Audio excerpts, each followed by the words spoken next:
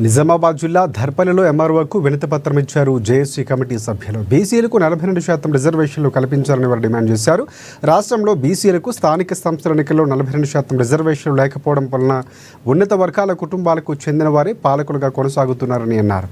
రాష్ట్రంలో 2.5 కోట్లకు పైగా ఉన్న బీసీ వర్గాల ప్రజల్ని 15% ఉన్న అగ్రవర్ణాల వారు పాలించడం వలన బీసీ వర్గాల ప్రజలు ఆర్థికంగా, రాజకీయంగా, సామాజికంగా వెనుకబడి ఉన్నారని అన్నారు. వెంటనే బీసీల రిజర్వేషన్లు అమలు చేయాలని కోరారు.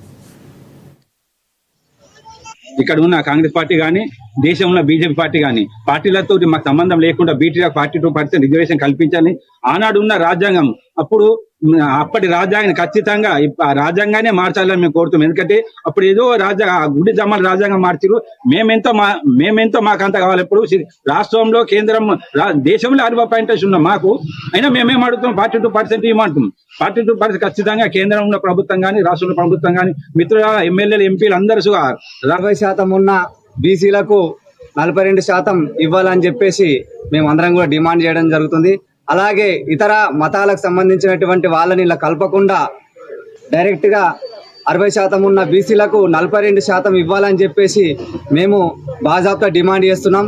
మేమంతా బీసీలం ఏకమై ఈ రోజు ఇక్కడికి రావడం జరిగింది. అలాగే ఈ యొక్క రిజర్వేషన్ ముంగడికి కొనసాగించకపోతే మేమందరం కూడా రోడ్డెక్కి పెద్ద ఎత్తున ధర్నాలు చేయడానికి మేమందరం కూడా వెనుకాడం. ఇది గమనించుకొని కాంగ్రెస్ పార్టీ చిత్తశుద్ధితోని బీసీలకు అన్యాయం జరగకుండా బీసీలకు మద్దతుగా మేము ఈ రకంగా 42% కోసము, రిజర్వేషన్ కోసము కోరడము, మాట్లాడడం చాలా ఆనందకర విషయము. ఇదే విషయము రాష్ట్ర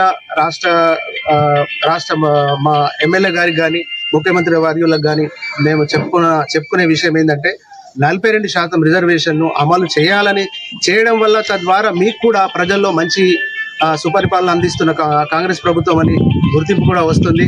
దానికి